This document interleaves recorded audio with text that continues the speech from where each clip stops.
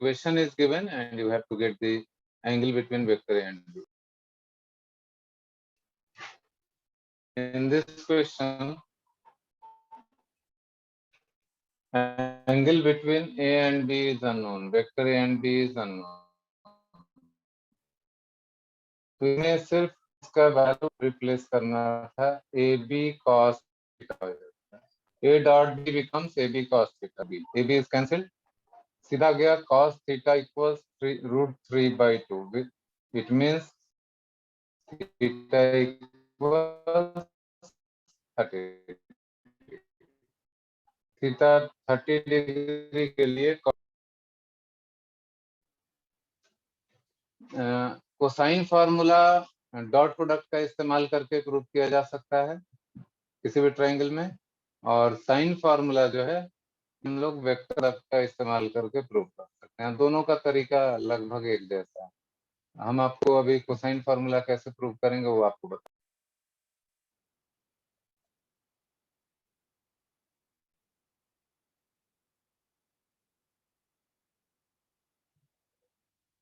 इसको लिख सकते हैं हम लोग vector A B, this is vector B C and this is vector C. हम लोग जानते हैं कि तीनों वेक्टर का सम 0 होता है if we take in the same direction. Single direction में जैसे एंटी क्लॉकवाइज डायरेक्शन में तीनों वेक्टर्स को ऐड किया, summation we are getting is 0। इनमें से किसी भी एक वेक्टर के साथ अगर डॉट प्रोडक्ट हम लोग ले लें तो जो रिक्वायर्ड फार्मूला है वो taking dot product with any of this three, या ऐसा कर लें A B plus B C equals minus C A, ऐसा भी कर सकते हैं। A B plus B C equals A C, minus C A को हम लोग ए सी भी लिख सकते हैं, ऐसा आप सब लोगों को पता है। अब A B plus B C vector और A C vector both side they are equal, दोनों साइड सेम वेक्टर के साथ डॉट प्रोडक्ट लेते हैं, taking dot product, taking dot product with itself, खुद के साथ ही दोनों साइड जो वैल्यू है उसी के साथ डॉट प्रोडक्ट लेना, A B plus B C का A B plus B C के साथ ही, ए सी का ए सी के साथ ही। तो इक्वेशन क्या बनेगा देखिए, A B plus B C dot A B plus B C, A C dot A C, because दोनों इक्वल है, ये और ये दोनों इक्वल है तो कुछ भी यूज कर सकते हैं। अब इसको अगर ब्रेक किया जाए तो ये हो जाएगा A B dot A B plus B C dot B C plus A B dot B C plus B C dot A B.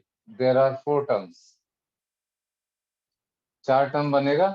A B dot B C और B C dot A B ये दोनों equal होता है, they are equal, this term is equal to this term. Right side में है ए C dot A सी, आप सभी लोग को याद होगा P dot P P A square होता है, तो ए C dot A C A square हो जाएगा। Similarly A B dot A B square हो जाएगा and B C dot B C is B C square, plus ये टर्म बच गया 2 times A B dot B C, this is equal to A C square. अब A B को हम लोग लिखते हैं सी और बी सी को लिखते हैं ए, ए को लिखते हैं बी। वैल्यू डाला जाए तो A B that is C square, B C square that is A square, plus 2 times magnitude of the first vector AB that is C, then magnitude of the second vector BC that is A, cos angle between these two, AB vector का direction देखिए इधर और BC vector का direction इधर, तो हम लोग को ये एंगल B है तो ये एंगल 180 डिग्री माइनस B हो। यहाँ पे थोड़ा ध्यान देना, AB और BC के बीच एंगल चाहिए, ए बी का डायरेक्शन, एंगल के लिए दोनों वेक्टर का टेल एक जगह होना चाहिए। ए बी वेक्टर ये रहा है इस डायरेक्शन में, इसका टेल यहाँ, और बी सी वेक्टर इस डायरेक्शन में, उसका भी टेल यहाँ। तो हमें ये एंगल लेना हो, ये एंगल बी है तो ये 180 माइनस बी है, यहाँ पे ये एंगल हो जाएगा 180 डिग्री माइनस बी। ये सब लोग ध्यान दीजिए, इसमें अगर दिक्कत है तो बताइए। और ए सी स्क्वायर हो गया B square.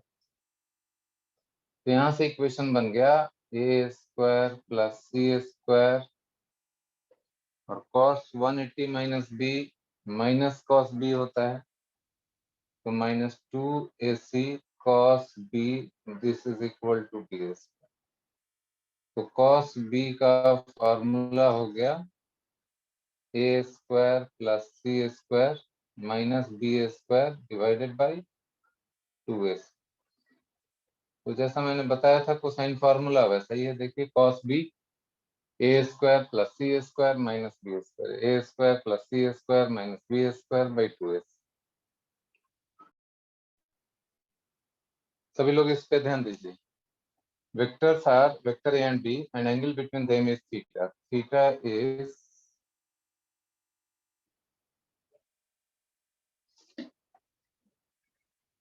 let theta is angle between vector A and vector B, such that theta 0 degree और 180 डिग्री के बीच में, it is more than 0 degree and less than 180 degree।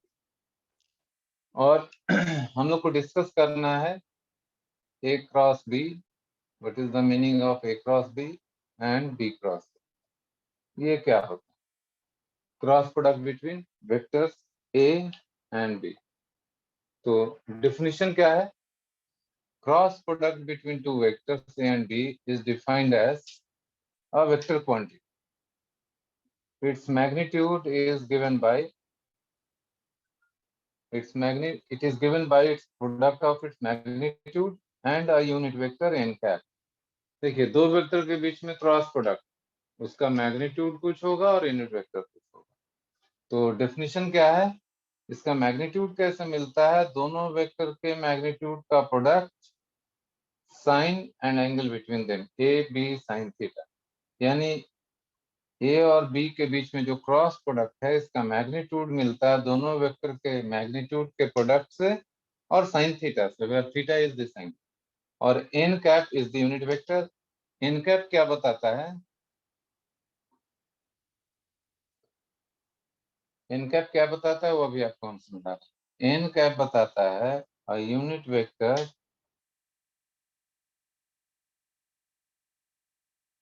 which is perpendicular to both vector A and vector B। कहने का मतलब ये हुआ कि A और B वेक्टर मिलके ये एक हॉरिजॉन्टल प्लेन है, ऐसा समझिए आप लोग। This is lying in a horizontal plane, इस तरह का समझिए, ऐसे थीटा एंगल पे ये हॉरिजॉन्टल प्लेन हुआ, ये थीटा एंगल है, दोनों का टेल यहाँ पे, दिस इज पॉइंट O, ये थीटा एंगल। तो यूनिट वेक्टर एन कैप जो है इन दोनों पे परपेंडिकुलर होता है, या तो ऊपर होगा या नीचे होगा, या तो इस डायरेक्शन में होगा या नीचे वाले डायरेक्शन में होगा। ये एक प्लेन बन गया, इस प्लेन के परपेंडिकुलर। एन कैप जो है या तो इस डायरेक्शन में मिलेगा आपको परपेंडिकुलर टू द प्लेन इधर, या फिर इसके नीचे मिलेगा, दो ही पॉसिबिलिटी है। ये दोनों प्लेन पे परपेंडिकुलर। एन कैप जो है ये perpendicular to the plane containing both vectors. N cap या तो इधर मिलेगा या इधर। अब वही आपको समझना है कि किस तरफ मिलेगा। किसी भी स्क्रू में जब स्क्रू को आप टाइट करेंगे, it will go away from you, away from the observer के लिए क्रॉस सिंबल का इस्तेमाल होता है। और जब स्क्रू टाइट किया जा रहा है और आपकी तरफ ही स्क्रू आ रहा है, when you are able to see its head, then it is towards the observer, और उस केस में डॉट सिंबल यूज किया जाता है। इसके अलावा और भी एक तरीका है, इस एरो को यूज कर सकते हैं आप। देखिए इस एरो से आप समझ सकते हैं, whenever anybody is firing this arrow, जब आप यहाँ से फायर करेंगे तो आपको ये इसका टेल दिखेगा क्रॉस, यानी जब एरो आपसे दूर जाता है तब आपको क्रॉस दिखाई पड़ता है। सिमिलरली जब ये स्क्रू आपसे दूर जाता है तो आपको क्रॉस दिखाई पड़ेगा, और एरो जब आपकी तरफ आएगा तो इसका ये पॉइंटेड पार्ट दिखेगा विच इज डॉट। तो जब भी अवे जाएगा तो cross, and towards the observer आएगा, टुवर्ड्स द ऑब्जर्वर आएगा तो डॉट सिंबल। तो स्क्रू से भी समझ सकते हैं और एरो से भी समझ सकते हैं। मैं एक बार रिपीट कर रहा हूं कि जब भी कोई वेक्टर आपसे दूर जा रहा हो तो आप क्रॉस सिंबल से उसको दिखाएंगे, और आपकी तरफ अगर आ रहा हो तो आप उसको डॉट सिंबल से दिखाएंगे। तो ये स्क्रू से समझ सकते हैं या फिर एरो से समझ सकते हैं।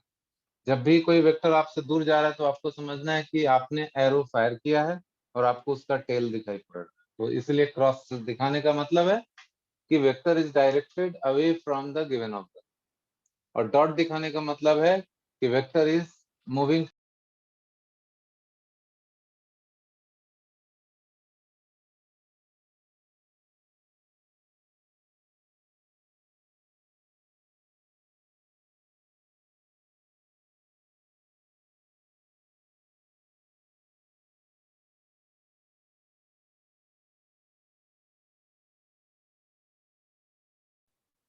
स्क्रू ऊपर की तरफ जाएगा प्लेन ऊपर के कि नीचे की तरफ जाएगा? ऊपर जाएगा, ऊपर राइट। तो ए क्रॉस बी अपवर्ड डायरेक्शन में आएगा परपेंडिकुलर टू द प्लेन, यानी ए क्रॉस बी का जो यूनिट वेक्टर होगा मैग्नीट्यूड तो ये होगा, यूनिट वेक्टर किधर होगा? एसी वेक्टर के डायरेक्शन, यानी एन कैप इधर होगा। इससे पता चलता है कि बी क्रॉस ए करेंगे तो जस्ट उल्टा आएगा, जस्ट रिवर्स, यानी नीचे का डायरेक्शन जो होगा उसको माइनस एन कैप लिखेंगे। N cap is the unit vector. और ऐसे भी देख सकते हैं, ये बी वेक्टर है, ये ए वेक्टर है। बी को ए की तरफ घुमाएंगे क्लॉकवाइज तो नीचे जाने लगेगा, नीचे जाने लगेगा तो डाउनवर्ड डायरेक्शन, इसको हम लोग माइनस एन कैप लिखें या क्रॉस लिखें। ऊपर आए तो प्लस एन कैप लिखें या डॉट लिखें, दोनों का मतलब एक ही है। अभी यहाँ पे आप लोग समझिए, नाउ यू अंडरस्टूड कि ए क्रॉस बी का मतलब होता है इसका magnitude A B sine theta multiplied by a unit vector N. Similarly B cross A करें अगर तो इसका भी मैग्नीट्यूड चेंज नहीं होगा, जो ए क्रॉस बी का मैग्नीट्यूड होगा वही बी क्रॉस ए का मैग्नीट्यूड होगा, मगर डायरेक्शन उल्टा हो जाएगा, minus N. So it is minus of A B sine theta into N का। ठीक है, तो इसलिए इन दोनों वेक्टर्स में एक माइनस का अंतर। दिस इज द रीजन कि ए क्रॉस बी और बी क्रॉस ए में माइनस साइन का अंतर होता है, तो एक माइनस लगा दें तो दोनों इक्वल हो जाए। लेकिन डॉट प्रोडक्ट में ऐसा नहीं है, A dot B equal to B dot A होता है। इन क्रॉस प्रोडक्ट में ऐसा है, A cross B equals B cross A होता है, A cross B equals minus of B. मैंने क्या किया, ए क्रॉस बी इतना जो आया इसको वेक्टर सी लिखा, तो बी क्रॉस ए में एक माइनस साइन लगा हुआ है तो ये माइनस सी वेक्टर हो गया। तो ये जो सी वेक्टर है यही है ना ए क्रॉस बी, ए और बी, और ये पूरा को हम लोग लिख रहे हैं वेक्टर सी, इस पूरे को लिख रहे हैं सी, इस पूरे को लिख रहे हैं माइनस सी। आप लोग बताइए कि सी वेक्टर और बी वेक्टर के बीच में कितना एंगल? ये सी वेक्टर जो हुआ परपेंडिकुलर टू द प्लेन और बी वेक्टर के बीच में क्या एंगल है? तो ये सबको क्लियर है कि दिस एंगल इज 90 डिग्री। ये सी वेक्टर और बी वेक्टर के बीच में this angle is 90 degree. Similarly ये सी वेक्टर और ए वेक्टर के बीच में दिस एंगल इज 90 डिग्री। इसीलिए अगर ऐसा कर लें, ए क्रॉस बी डॉट ए करें या ए क्रॉस बी डॉट बी करें तो ये दोनों ही जीरो हो जाता है। क्यों? ए क्रॉस बी और ए क्रॉस बी और ए के बीच में this angle is 90 degree, cos 90 की वजह से ये जीरो हो रहा है, कॉस 90 इज जीरो।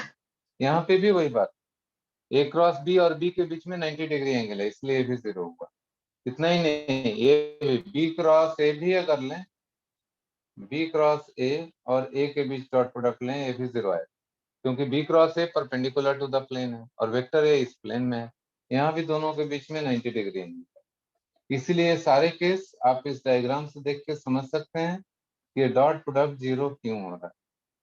एंगल 90 होने से डॉट प्रोडक्ट 0 आ जाएगा। सबसे पहले आई क्रॉस आई, इसका वैल्यू 0 हो जाएगा। रीजन, ये दोनों वेक्टर के बीच में एंगल 0 है, तो मैग्नीट्यूड होता है 1 into 1 into sine theta into unit vector. 1 into 1 sine 0 0 होने की वजह से साथ में एक यूनिट वेक्टर सब 0 हो जाए, एंगल 0 होने की वजह से। सिमिलरली जे क्रॉस जे भी 0 हो जाए एंड क्रॉस के भी 0 हो जाए। डॉट प्रोडक्ट में क्या होता था, आई डॉट आई 1 हो जाता था, जे डॉट जे 1 हो जाता था, के डॉट के 1 हो जाता था। यहाँ ऐसा नहीं, आई क्रॉस आई 0, जे क्रॉस जे 0, के क्रॉस के 0, बाकी 6 टर्म जो बचे वो 0 नहीं। तो कैसे पता चलेगा? देखिए, आई क्रॉस जे कैसे पता चलेगा? फर्स्ट वेक्टर का मैग्नीट्यूड, सेकंड वेक्टर का मैग्नीट्यूड, और angle between them is 90 degree. I J, I होता है एक्स एक्सिस के लॉन्ग, जे होता है वाई एक्सिस के लॉन्ग, तो एंगल 90 डिग्री है, तो ये तो मैग्नीट्यूड आ गया। और डायरेक्शन कैसे पता चलेगा? ये आई है, ये है। हाँ, तो आई को जे की तरफ घुमाना है, आई क्रॉस जे, पहला वेक्टर ये, दूसरा वेक्टर ये, तो रूल है पहला वेक्टर को दूसरे वेक्टर की तरफ ऐसे घुमाइए। एंटी क्लॉकवाइज ऐसे ऐसे अगर घुमाएंगे एंटी क्लॉकवाइज, तो टैप जो है बाहर की तरफ आएगा, या स्क्रू जो है बाहर की तरफ आएगा, यानी towards the observer, and this direction is Z axis. इसलिए जेड एक्सिस के डायरेक्शन वाला यूनिट वेक्टर हो गया के, तो दिस इज के, बाकी तो सब वन है। इसके लिए एक रूल है, ध्यान देखिए, याद रखने के लिए एक रूल है, आई जे के, या एंटी क्लॉकवाइज भी ले सकते हैं, इस डायरेक्शन में भी लिख सकते हैं, आई जे के। देखिए, यहाँ क्लॉकवाइज लिखा हुआ है, यहाँ एंटी क्लॉकवाइज लिखा हुआ है, दोनों में से कोई भी डायग्राम का इस्तेमाल हो सकता है, उससे आंसर पे कोई असर नहीं पड़ेगा। तो आई क्रॉस जे, यहाँ से देखिए, आई क्रॉस जे किया तो आई से जे, आई और जे के बीच में क्रॉस प्रोडक्ट लेने से तीसरा वाला मिलेगा। एरो की डायरेक्शन में जाने से पॉजिटिव और अपोजिट जाने से निगेटिव। फॉर एग्जांपल यहाँ देखिए, आई क्रॉस के, तो अपोजिट डायरेक्शन जाना पड़ा, इसलिए माइनस जे हो जाएगा। इससे भी वही आएगा, आई क्रॉस के है, आई क्रॉस के, आई के बाद के अपोजिट डायरेक्शन में जाने से मिलता है, इसलिए जे तो मिलेगा मगर माइनस साइन के साथ।